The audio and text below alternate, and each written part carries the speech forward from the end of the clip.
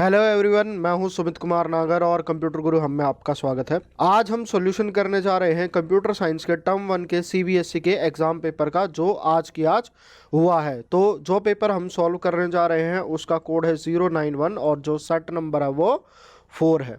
तो चलिए, जो पेपर था वो स्टार्टिंग पार्ट इजी था, बी सेक्शन थोड़ा सा मुश्किल था और सी सेक्शन बिल्कुल ही आसान था। तो चलिए करते हैं शुरुआत सॉल्यूशन की। तो सबसे पहले जो हमारा क्वेश्चन आएगा वो क्वेश्चन ये कहता है, find the invalid identifier from the following. तो हमें पता है, सिंपल सी बात है, 1 मिनट का भी टाइम नहीं लगेगा, 1 सेकंड का भी टाइम नहीं लगेगा, बाकी सारे ये हैं। और ब्रेक जो है हमारा कीवर्ड है, वो जो आइडेंटिफायर के तौर पर यूज नहीं हो सकता। फिर अगला क्वेश्चन जो है, which of the following is a function method of the pickle module. Pickle module के दो फंक्शन होते हैं, एक डंप है और एक लोड है। यहाँ पर लोड है तो ये हमारा क्या हो जाएगा, राइट आंसर हो जाएगा। फिर उसके बाद है, for a given declaration in Python as s welcome which of the following will be the correct output of the print. तो सबसे पहले हमें जो क्या करना है, एस इसने 1 बना दिया है, तो सबसे पहले जो हमारी स्टेटमेंट शुरू होगी वो ई से शुरू होगी। तो बिना देखे कोई भी इसमें कुछ नहीं करना है, ई से कोई और शुरू नहीं हो रहा है, तो डायरेक्ट आंसर हमारा जो है वो ये हो जाएगा। फिर उसके बाद है चौथा क्वेश्चन जो कहता है, which of the following statement is not correct.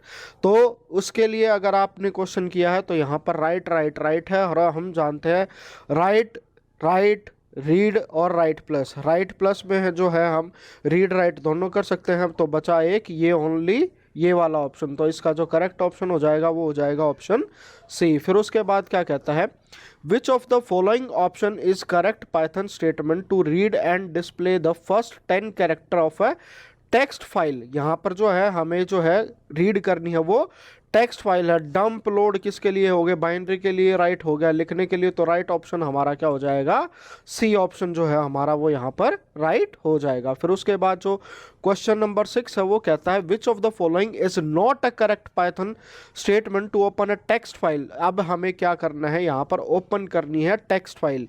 तो इस चीज़ के ऊपर ध्यान रखिए, इससे पिछले वाली वीडियोस में मैंने स्पेसिफिकली बताया था कि कोई अलग से क्वेश्चन नहीं आएगा, सिर्फ जो आपके साथ डिफरेंशिएशन किया जाएगा वो कैपिटल और स्मॉल लेटर्स के अंदर किया जाएगा। तो सबसे पहले यहाँ पर एक कैपिटल लेटर है, तो सीधा इसी को ही मार्क कर दो, आपने और कोई ऑप्शन देखने की भी ज़रूरत नहीं है। फिर उसके बाद अगला जो है, ये भी मैंने आपको पिछली वाली वीडियो में बताया था कि फाइल क्लोज करने का एक ही मेथड होता है, सबसे पहले फाइल ऑब्जेक्ट हैंडल और फिर उसके बाद क्लोज फंक्शन। तो देखिए बिल्कुल सिंपल सा क्वेश्चन है, अगर आपने थोड़ा सा भी ध्यान दिया तो यहाँ पर 1 सेकंड का भी टाइम नहीं लगेगा। फिर उसके बाद अगला क्वेश्चन है, which of the following option is the correct यूजर्स for the tell function. Tell हमने स्पेसिफिकली डिस्कस किया था। टेल क्या बताएगा, ये मेरा बताएगा कि फाइल की पॉइंटर की पोजीशन कहाँ है। तो ये क्या करेगा, returns the byte position of the file pointer as integer. तो डायरेक्ट जो है इसका बिल्कुल डायरेक्ट क्वेश्चन है, डायरेक्ट आंसर है। Which of the following is not a logical operator in Python. 3 logical operator होते हैं, एंड और नॉट, जो उसके बाद बचा वो हमारा क्या आंसर है, वो है इन क्या होता है हमारा मेंबरशिप ऑपरेटर होता है।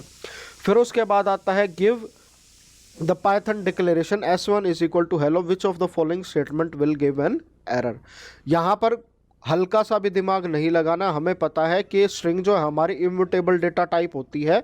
स्ट्रिंग के अंदर इम्यूटेबल में एक वैल्यू असाइन की तो मैं चाहता हूं तो उस टाइम पे दूसरी वैल्यू असाइन कर सकता हूं, बट उसके अंदर एग्जिस्टिंग में कोई चेंज नहीं कर सकता। तो इसका जो आंसर हो जाएगा वो क्या हो जाएगा, डी हो जाएगा। फिर उसके बाद क्या है, अगला जो क्वेश्चन है, which of the following statement is incorrect in the context of pickled binary file. Pickle बोला हुआ है, पिकल में पिकल डंप लोड CSV नहीं होता, डायरेक्ट आंसर 11th का आंसर क्या बन जाएगा, ए बन जाएगा। फिर उसके बाद है, what is the significance of seek method. Seek method क्या करता है, जो भी मेरा फाइल ऑब्जेक्ट हैंडल होता है उसको एक सर्टेन पोजीशन पर लेके चला जाता है। तो इसका आंसर जो है हमारा वो बन जाएगा सी। It places the file pointer at a desired offset with in a file. Offset हम बताएंगे कि स्टार्टिंग से करना है, पीछे से करना है, या जो करंट पोजीशन है वहां से चेंज करना है। तो इसका ऑप्शन क्या हो जाएगा हमारा, सी ऑप्शन हो जाएगा।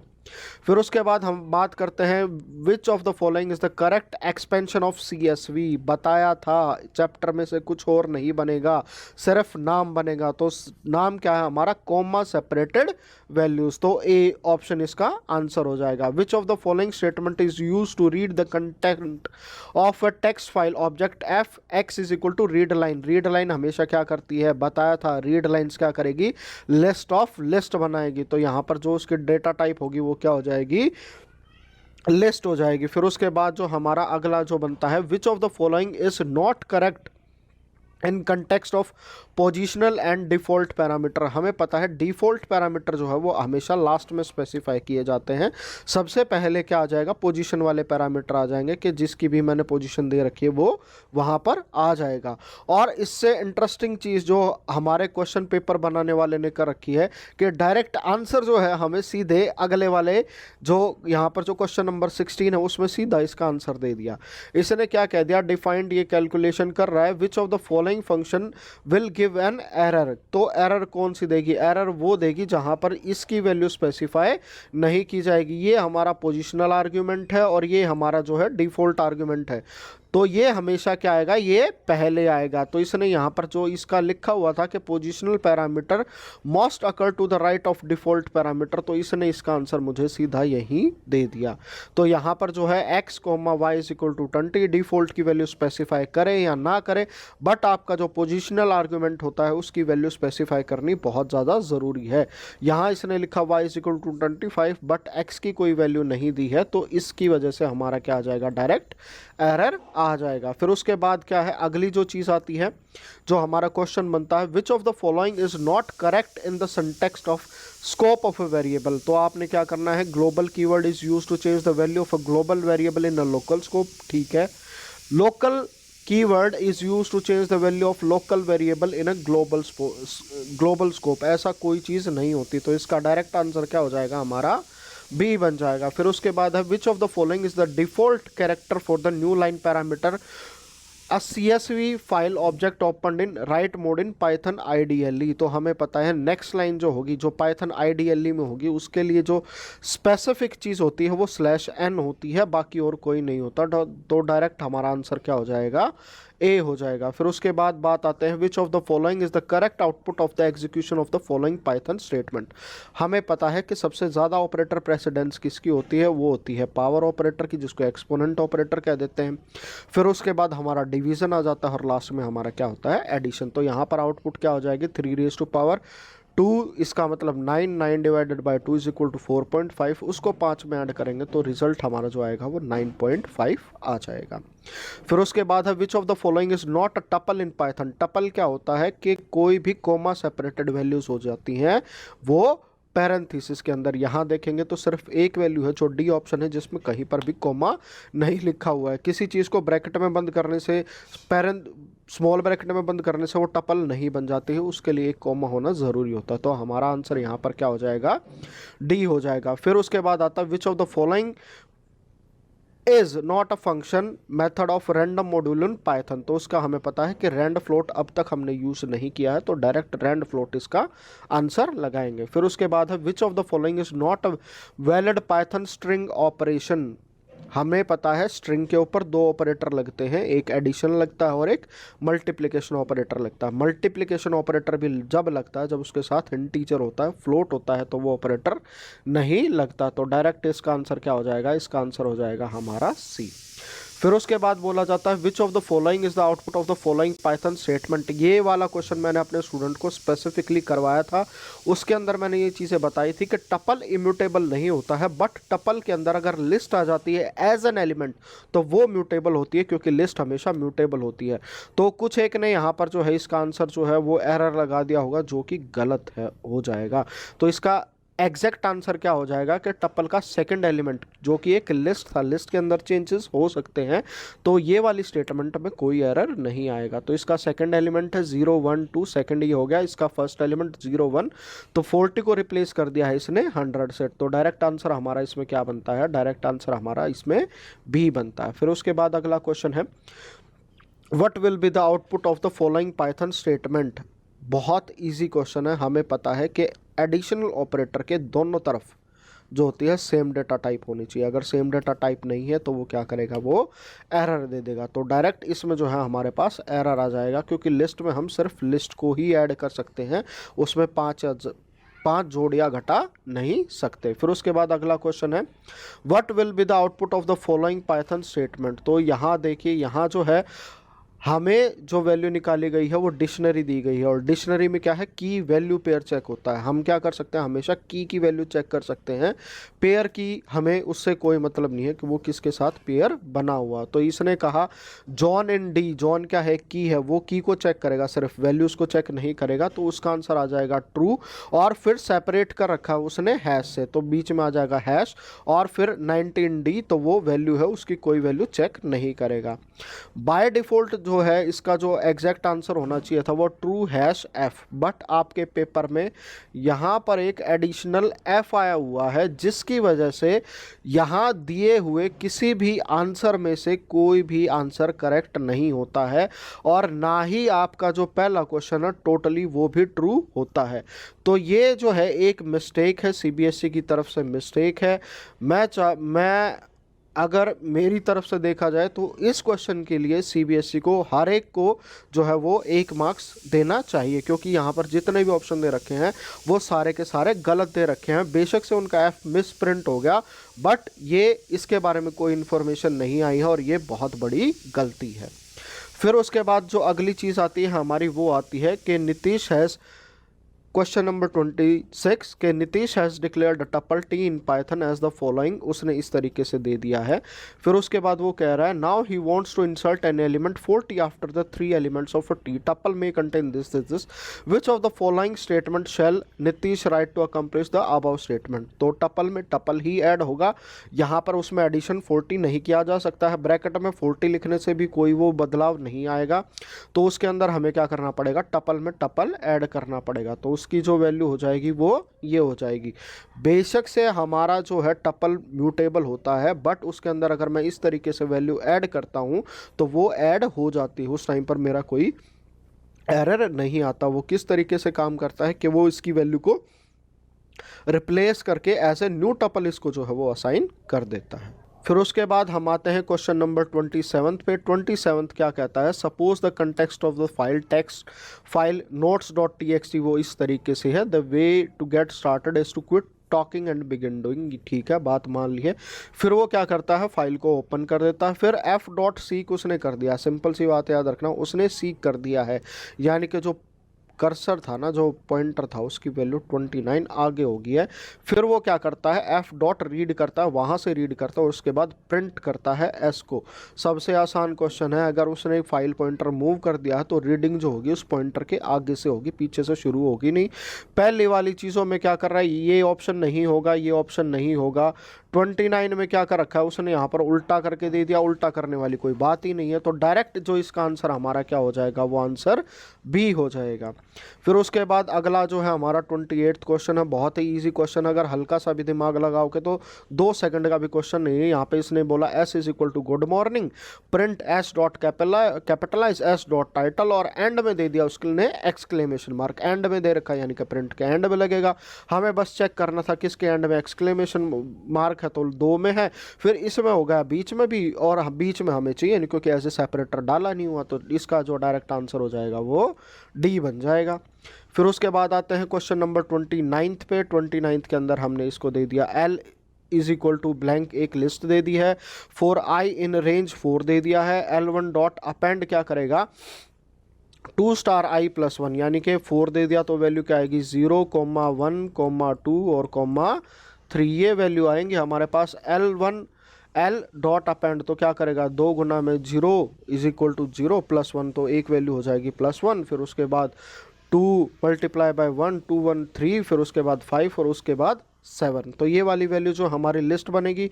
और ये वाली चीज़ हमने कर रखी थी 11th का जो सबसे पहला प्रैक्टिकल था कि हमें जो है कोई भी एलिमेंट जो है रिवर्स प्रिंट कराना होता है, तो उसके लिए ये दिया जाता है। तो वैल्यूज़ जो हमारी यहाँ से लिस्ट की बनेंगी वो क्या बनेंगी 1, 3, उसके बाद 5 और उसके बाद माउस से लिख रहा हूँ, तो अगर लिखने में कोई समझ में ना आए तो उसमें आप मुझे I am sorry for that कि आपको वो समझ नहीं आया, क्योंकि इससे बेटर मैं माउस से लिख नहीं पाऊँगा। तो जो हमारा आंसर हो जाएगा वो ए बन जाएगा इसका, अगर मैं मानता हूँ कि इसके क्वेश्चन के अंदर कोई मिस्टेक नहीं है। बट यहाँ पर जो है एक बहुत ही बड़ा ब्लंडर कर रखा है हमने, कंडीशनल ऑपरेटर दे यहाँ पर जो है हमें दे दिया है, कंपाउंड ऑपरेटर दे दिया है, बट यहाँ पर कोई भी इंडेंटेशन नहीं करी गई है। तो इसकी वजह भी इसमें भी अगर मैं चलूँ किसी बात को भी लेके, तो यहाँ पर जो है क्वेश्चन के अंदर सीधा सा जो प्रोग्राम लिखा उसमें एरर बनता है, ना कि इसका सॉल्यूशन आता है। बट अगर इसका मैं वो चीज़ इग्नोर कर देता हूँ और ये मान देता हूँ कि ये सॉल्वेबल है, यहाँ पर एरर को इग्नोर कर देते हैं, तो इसका आंसर जो है हमारा ए बनेगा। तो दो क्वेश्चन हैं जो अब तक ऐसे आए हुए हैं कि जिसके बारे में हम सारी चीज़ें छेड़ सकते थे। फिर उसके बाद अगला क्वेश्चन आ गया, identify the output of the following statement. एक हमें डी बना दिया है, एक ब्लैंक डिक्शनरी दे दी है, एक टपल दे दिया है। For I in range 1 to 5, तो रेंज हमारी कहाँ से चलेगी, 1 to 5 तक चलेगी। For D of I is equal to T of I, तो यहाँ पर जो है सिंपल सी बात है, एक डिक्शनरी के अंदर एलिमेंट को ऐड किया गया है। डी ऑफ आई की वैल्यू क्या चलेगी, डी ऑफ आई 1 से शुरू होगा और क्या क्या क्या आ जाएगा, उसके कॉरस्पॉन्डिंग उसकी वैल्यू आ जाएगी। तो वैल्यू क्या हो जाएगी टी, अगर मैं यहाँ पर 1 से लूँगा, 1 to 5 है, तो एलिमेंट क्या आएंगे 1, 2, 3, 4, क्योंकि 5 नहीं आएगा। तो यहाँ पर हमें देखना है कि डिक्शनरी बनेगी और की वैल्यू का पेयर बन रहा है, तो डायरेक्ट यहाँ नहीं बन रहा है, यहाँ नहीं बन रहा है, यहाँ लिस्ट बन रही है, वो बनेगी नहीं। तो डायरेक्ट इसका जो आंसर हो जाएगा वो हमारा क्या हो जाएगा, वो डी हो जाएगा। फिर उसके बाद जो बात करते हैं हमारे पास, identify the output of the following Python statement. इसने हमारे पास दो लिस्ट दे दी हैं, L1 के अंदर 10, 15, 20 आ गया, L2 ब्लैंक है। For I in range length of L1, तो L1 की रेंज क्या होगी, यहाँ पर हमारे पास होगी 4। तो जो हमारी लिस्ट चलेगी वो चलेगी 0, 1, 2, 3। फिर उसके बाद है L2 dot insert is equal to L1 dot pop. याद रखना पॉप फंक्शन है, पॉप फंक्शन क्या करता है, एक वैल्यू उठाता है, लास्ट वाली वैल्यू उठाएगा और उसको उससे डिलीट कर देगा। तो इसका मतलब अगर ये हमारा जो लूप है ना पूरा होता है, तो उसके एंड में क्या हो जाएगा, L1 जो है वो पूरा ब्लैंक हो जाएगा, L1 पूरा ब्लैंक हो जाएगा। तो ये वाली चीज़ हमें ध्यान देनी है, ये वाली चीज़ डायरेक्ट एक ऑप्शन में दे रखी है, तो बिना दिमाग लगाए, बिना ज़्यादा सोच किए, कोई और ऑप्शन देखना ही नहीं है, L1 क्या हो जाएगा, सीधा सा ब्लैंक हो जाएगा। तो आउटपुट जो है, जो आंसर है वो डायरेक्ट इसका ए बनेगा। फिर उसके बाद जो है अगला क्वेश्चन आ जाएगा, which of the following Python module is important to store retrieve object using the process of serialization and deserialization. Simple सी वाली बात है, पिछले जो रिवीजन की वीडियो थी उसमें बताया था, स्पेसिफिक बताया था, जो मैं बता रहा हूँ उससे बाहर एक क्वेश्चन नहीं आएगा और उससे बाहर एक भी क्वेश्चन नहीं आया है। सिंपल सी बात है, पिकल के अंदर होता है सीरियलाइजेशन और डी सीरियलाइजेशन, तो सीधा सा आंसर है। फिर उसके बाद आता है, which of the following function is used with the CSV module in Python to read the content of CSV file into an object लिखा हुआ है। यहाँ पर ये देखना, इनटू एन ऑब्जेक्ट लिखा हुआ है, तो स्पेसिफिकली ऑब्जेक्ट जो बनेगा वो किसके थ्रू बनेगा, वो बनेगा रीडर के थ्रू। CSV रीडर के थ्रू बनेगा, राइटर के थ्रू बनेगा, राइटर दे नहीं रखा, सिर्फ रीडर दे रखा है। तो डायरेक्ट आंसर क्या हो गया इसका, हमारा सी हो गया। फिर उसके बाद आते हैं हम अगले वाले क्वेश्चन पे। अगला वाला क्वेश्चन क्या है, ये कह रहा है, what will be the output of the following Python code. Simple सा S is equal to welcome लिखा, भाई हमने लिख लिया। डिफाइन कर दिया चेंज में एक टी वैल्यू दे दी, T is equal to hello print t, end में लगा दिया उसने हमारे पास @ का, चेंज एस और प्रिंट एस। तो अगर मैं प्रोग्राम को शुरू करूंगा तो प्रोग्राम ये स्टेटमेंट पढ़ेगा, फिर उसके बाद क्या आ जाएगा, डायरेक्ट चेंज एस पर आ जाएगा। एस के अंदर जाते यहाँ पर टी में क्या वैल्यू आ जाएगी, जो टी है टी के अंदर वैल्यू आ गई वेलकम। उसके बाद क्या करा इसने, दोबारा से यहाँ पर वैल्यू चेंज कर दी, T is equal to hello कर दिया, प्रिंट टी और एंड में कर दिया इसने ये। तो भाई हमें ये पता है टी में वैल्यू चेंज होगी, ग्लोबल का कोई सीन बन ही नहीं रहा है, यहाँ पे कुछ भी नहीं है। यहाँ पे टी भेजा हमने, टी इज इक्वल टू इसने हेलो कर दिया, ना लोकल ग्लोबल कुछ नहीं लिखा, तो यहाँ पे t is equal to hello हो जाएगा। फिर उसके बाद प्रिंट एस कर दिया, तो एस अपनी वैल्यू वेलकम होल्ड करके रखेगा, तो हेलो, फिर उसके बाद @ फिर उसके बाद वेलकम। अगर इसी को देखोगे तो सिंपल सा है, सी आंसर बन रहा है। फिर अगला क्वेश्चन आता है, identify the correct possible output of the following Python code. इस चीज़ के ऊपर ध्यान देना, जो हमारा रैंडम फंक्शन होता है वो रैंडमली कोई भी वैल्यू जो है हमारी दे देगा, उसके अंदर ऐसा कोई फिक्स नहीं होता वो कौन सी वैल्यू देता है। उसके अंदर अगर मैं रैंड रेंज अगर डिफाइन करता हूँ तो उसके अंदर दो पैरामीटर चले जाते हैं, एक होता है स्टार्टिंग पॉइंट और एक होता है जहाँ तक उसने सोचना है। एक स्टेप का भी होता है अगर वो मैं देना चाहूँ, बट यहाँ ऑप्शनल है। इसके अंदर उसने क्या कहा, फॉर एन इन रेंज 2 5 2, यानी कि जो यहाँ से हमारे पास एलिमेंट आएंगे ना वो क्या आ जाएगा, सबसे पहले 2 इंक्लूड हो सकता है, 2 आ जाएगा, फिर उसके अंदर स्टेप है 2 के बाद 4 आ जाएगा। तो ये दो वैल्यू आएंगे हमारे पास, यहाँ से हमारे पास एक 2 आएगा और एक 4 आएगा। फिर उसके बाद प्रिंट द रैंड रेंज, यहाँ से पहले जो एन की वैल्यू आएगी 1 2 आएगी, ये वैल्यू आ गई।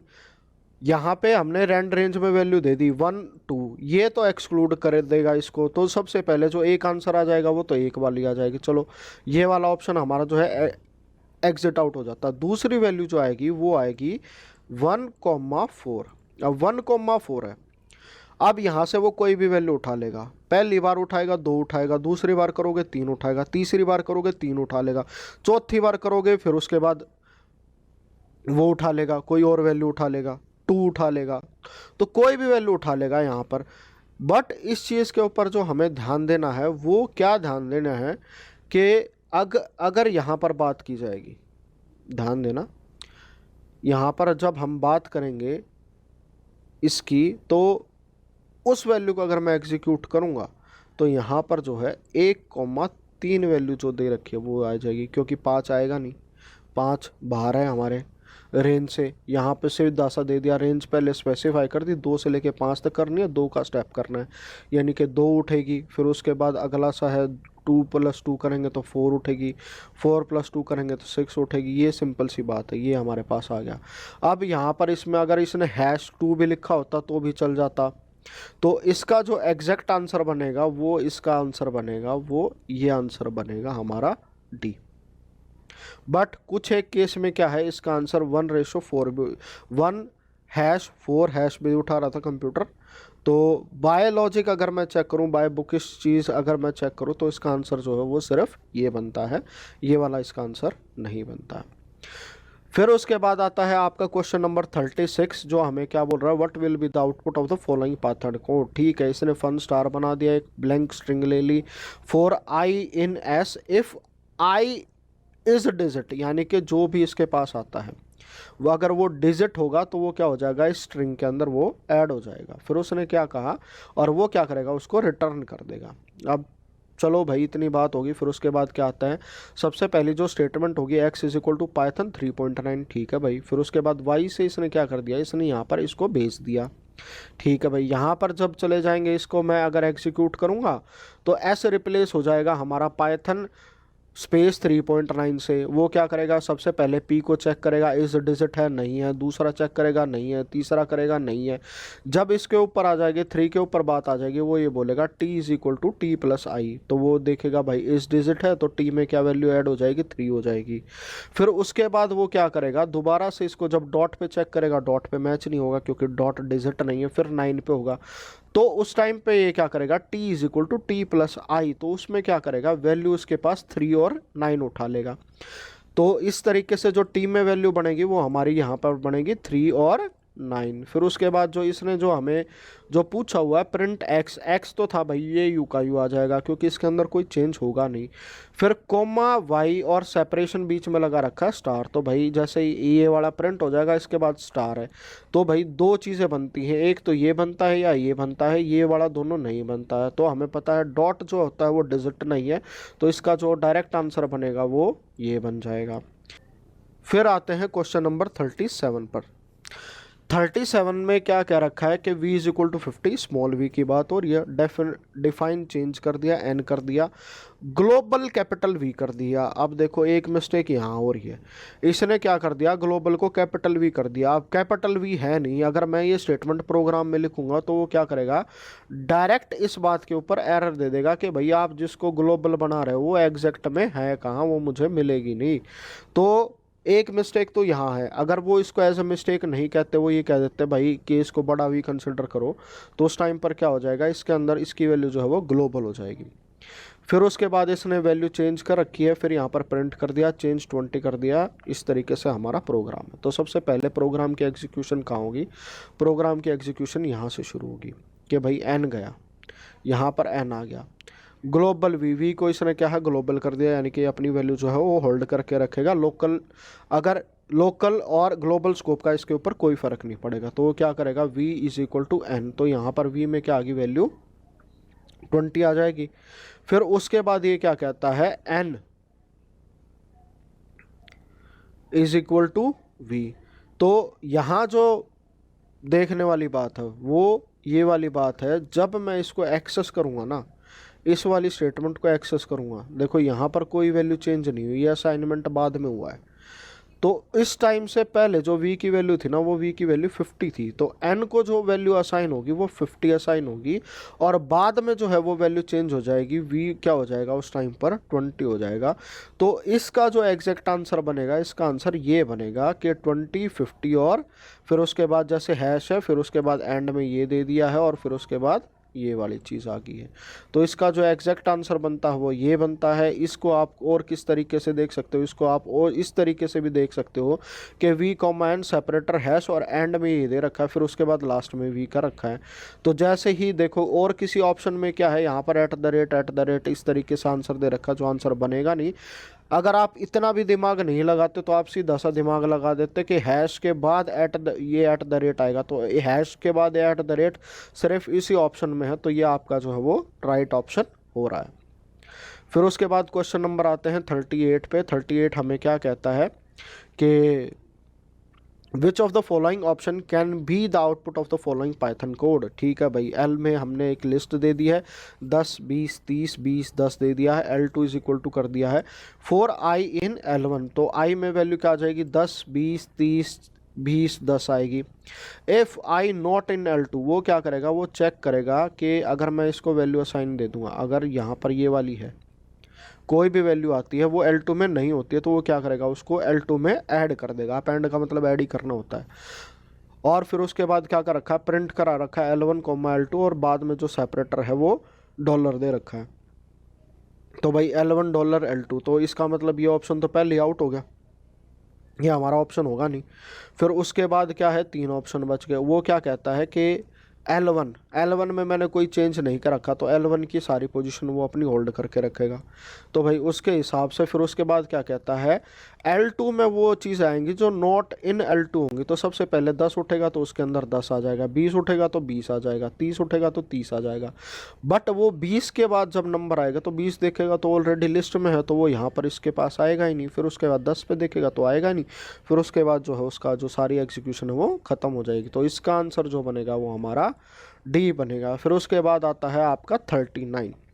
देखो ये क्वेश्चन जो है बहुत इंटरेस्टिंग आया हुआ है, ज़्यादा मुश्किल नहीं है, बट थोड़े बहुत चांसेस हैं मुझे कि इसमें सबसे ज़्यादा गलतियां करेंगे बच्चे, क्योंकि इसमें एक हल्की सी ट्रिक है, बच्चे उसको इफ़ और एल्स इफ का डिफरेंशिएट यहाँ नहीं कर पाएंगे।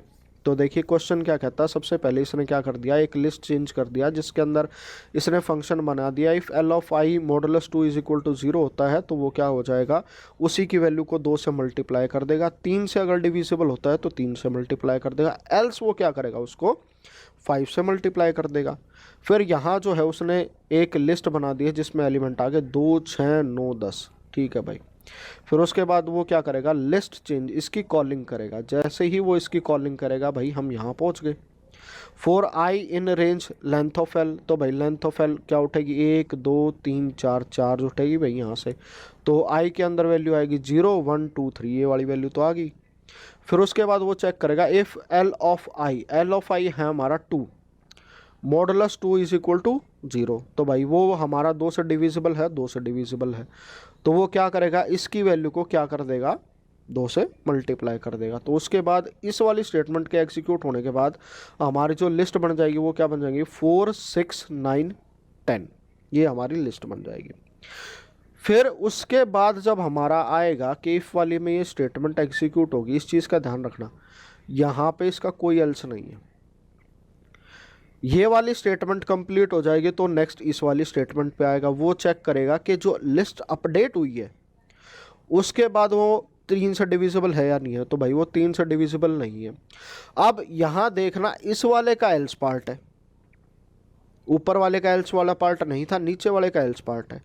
तो वो क्या करेगा, जैसे मेरी जो लिस्ट अपडेट हुई थी 4 6 9 10, अगर वो 4 को चेक करेगा कि वो 3 से डिविजिबल है, वो नहीं है, तो क्या करेगा, ये एल्स पार्ट में आ जाएगा। और एल्स पार्ट में क्या करेगा, वो इसको l i is equal to l i multiply by 5। तो एल आई हमारा क्या हो चुका था 4, 4 को क्या करेगा 5 से गुणा कर देगा, तो 4 पंजे सीधा वो क्या हो जाएगा 20 हो जाएगा। तो इसी चीज़ को सिर्फ एक को देखो 20 वाला है, तो सीधा सा हमारा जो आंसर है वो ये वाला बन जाएगा। हल्की सी ट्रिक है, थोड़ा सा दिमाग लगाना, ज़्यादा नहीं लगाना। बस प्रोग्रामिंग में क्या करना होता है, आपको हर एक स्टेप को फॉलो करना होता है कि वो प्रोग्राम कर क्या रहा है। फिर उसके बाद अगला आता है हमारा 40th क्वेश्चन, जो हमारे हमको क्या कहता है कि suppose the content of a text file rhymes.txt is as follow, Jack and Jill went up the hill. ठीक है भाई, what will be the output of the following Python code. इस पाइथन कोड की आउटपुट क्या होगी। फाइल को उसने ओपन किया, वहाँ से रीड लाइन की, यहाँ चीज़ें पे ध्यान देना। जो हमारा रीड लाइन है, रीड लाइन्स है, यहाँ पर रीड लाइन नहीं है, वो क्या करेगा इसको लिस्ट ऑफ लिस्ट में कन्वर्ट कर देगा। फिर फॉर आई इन एल, तो इसका मतलब है जितने भी एलिमेंट होंगे उसके लिए वो एग्जीक्यूट होगा। S is equal to i dot split, वो क्या करेगा इसको स्प्लिट कर देगा, यानी कि हमारी लिस्ट बनी थी, लिस्ट को वो क्या करेगा स्प्लिट कर देगा, यानी कि उसको फर्दर पार्ट में तोड़ देगा। तो यहाँ जो है हमारी लिस्ट ऑफ लिस्ट बनेगी, तो लिस्ट ऑफ लिस्ट बनेगी, तो जैसे ही ये नेक्स्ट लाइन आएगी ना, वो इसको अलग करेगा और इसको अलग करेगा। फिर उसके बाद क्या करेगा, जैसे ही वो इसको स्प्लिट करता है, वो क्या पूछेगा लेंथ ऑफ एस एंड, वो क्या करेगा फिर इसके बाद अगर चेक करेगा ना, तो लेंथ ऑफ एस क्या बनेगी, उसने स्प्लिट किया है ये लिस्ट में बनेगा, तो यहाँ पे एक लिस्ट ये बनेगी और एक लिस्ट ये बनेगी। तो इसमें क्या हो जाएगा हमारा, यहाँ पर 1 2 3 3 एलिमेंट आ गए, तो आंसर आ जाएगा 3। फिर उसके बाद 1 2 3 4, तो उसके बाद एलिमेंट आ जाएगा हमारा 4।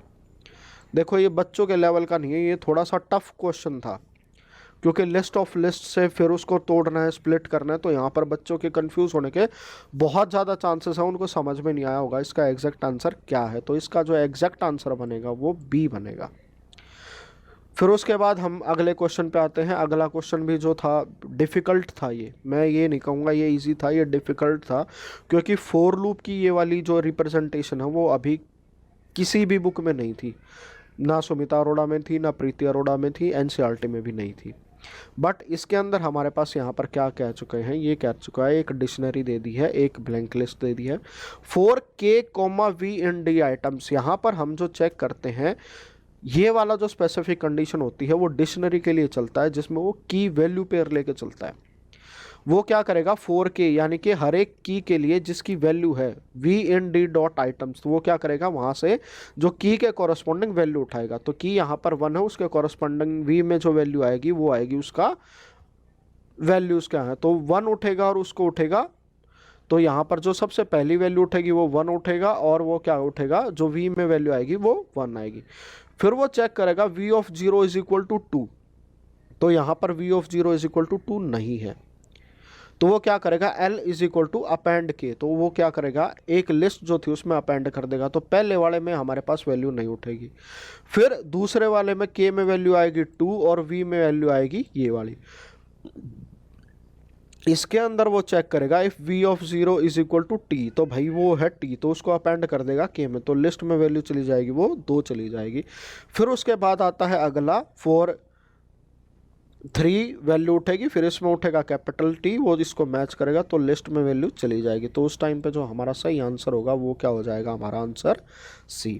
फिर उसके बाद अगला जो क्वेश्चन है सिंपल सा है, कोई बड़ी बात नहीं है। इसने कहा baa black sheep have you any wool, कि भाई ये टेक्स्ट है, ये हमें रीड कर दिया है। अब देखो रीड लाइंस नहीं है, रीड है, यानी कि सारा कंटेक्स्ट वो स्ट्रिंग की फॉर्म में उठेगा और फिर उसको स्प्लिट कर देगा। स्प्लिट फंक्शन हमारा क्या करता है, स्ट्रिंग को जो है एक लिस्ट के पार्ट में तोड़ देता है और हर एक हिस्से को जो है वो लिस्ट का सेपरेट एलिमेंट बना देता है।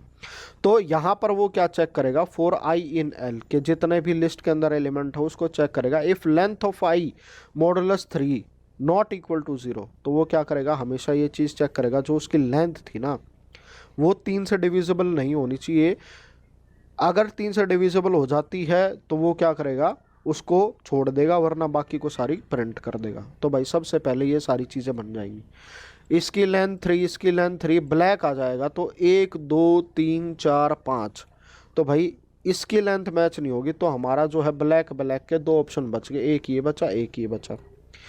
फिर उसके बाद आता है शीप, 1 2 3 4 5। इस चीज़ का ध्यान देना, यहाँ कॉमा को भी वो है इसी के साथ काउंट करेगा, इसी की लेंथ में काउंट करेगा। तो यहाँ पर जो है वो इसको कंसिडर करेगा, इसकी लेंथ जो है वो 6 है ना कि 5 है। तो जैसे ही वो इसको भी स्किप करेगा, तो ये एक में शीप आना था, एक में शीप नहीं आना था, तो डायरेक्ट हमारा जो आंसर है वो ये आंसर बन जाएगा। फिर उसके बाद जो अगला क्वेश्चन आता है, suppose the context of rhyme dot T x t is equal to this. फिर उसके बाद काउंट फंक्शन, सिंपल सी बात है, काउंट दे दिया, ई काउंट करना है, 20 के बाद करना है। तो चेक करो 20 के बाद कहाँ कितनी बार आ जाएगा, 20 हमारा यहाँ खत्म हो जाएगा, 1, उसके बाद 2 और 3 बार ये आ रहा है, तो डायरेक्ट जो आंसर है हमारा वो ये बन जाएगा।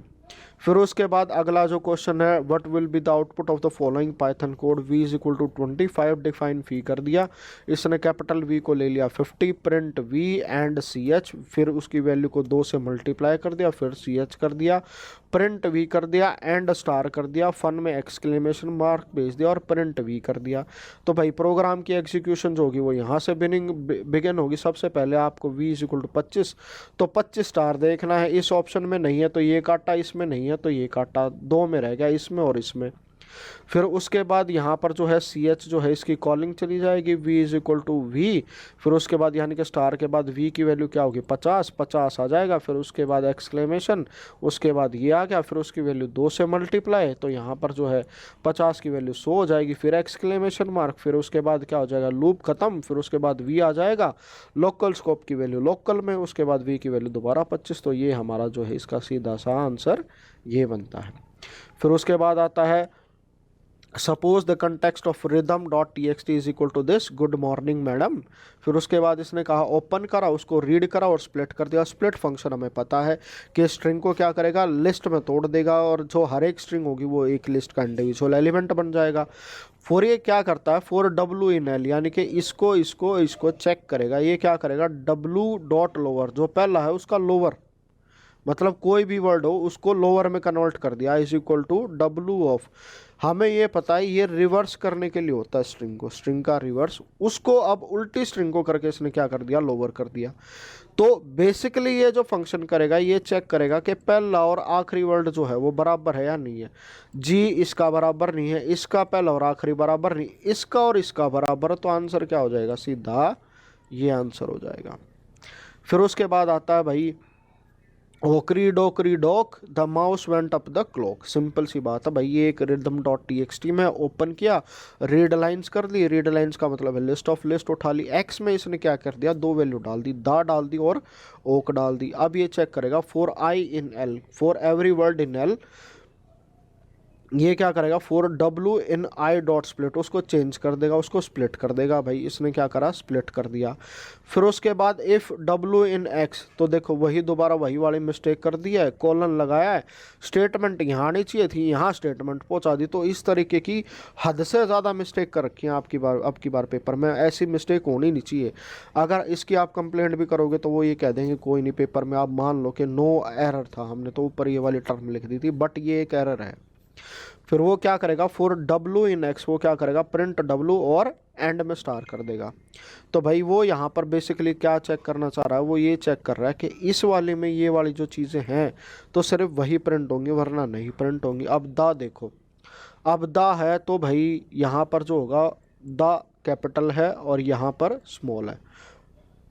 हमें पता है कि कैपिटल और स्मॉल में बहुत ज़्यादा डिफरेंस होता है।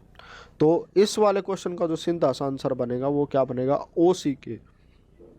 तो सबसे पहले यहाँ पर आ जाएगा डॉक आ जाएगा, इसमें ओ सी के है तो डॉक आ जाएगा। फिर उसके बाद स्टार आ जाएगा, फिर उसके बाद अगले में चेक करेंगे दा आ जाएगा, फिर अगले में चेक करेंगे क्लोक आ जाएगा। तो इसका जो आंसर बनता है वो सी बनता है, अगर मैं इंडेंटेशन एरर को यहाँ पर इग्नोर करके चलता हूँ। फिर उसके बाद अगला क्वेश्चन है हमारा 47 सीधा सा आंसर है, इसमें तो कुछ भी नहीं करना, रिलेटिव पाथ बताना है। बोलता है मेरी करंट वर्किंग डायरेक्टरी है माय कंपनी, तो माय कंपनी में बैठा है तो उसके रिलेटिव में उसका जो पाथ बनेगा वो क्या बनेगा, accounts dot transaction dot date. तो सीधा सा सी आंसर है इसमें। कुछ भी दिमाग लगाने वाली बात नहीं, सीधा सा है। फिर उसके बाद अगला जो क्वेश्चन आता है थोड़ा सा खतरनाक क्वेश्चन बन जाता है। फिर यहाँ पर वही वाली जो चीज़ हो रखी है जो पिछले क्वेश्चन में थी कि 4 का जो है डिक्शनरी वाला रूप इसने उठा रखा है, तो वो ऐसी चीज़ें डिस्कस नहीं की गई थी।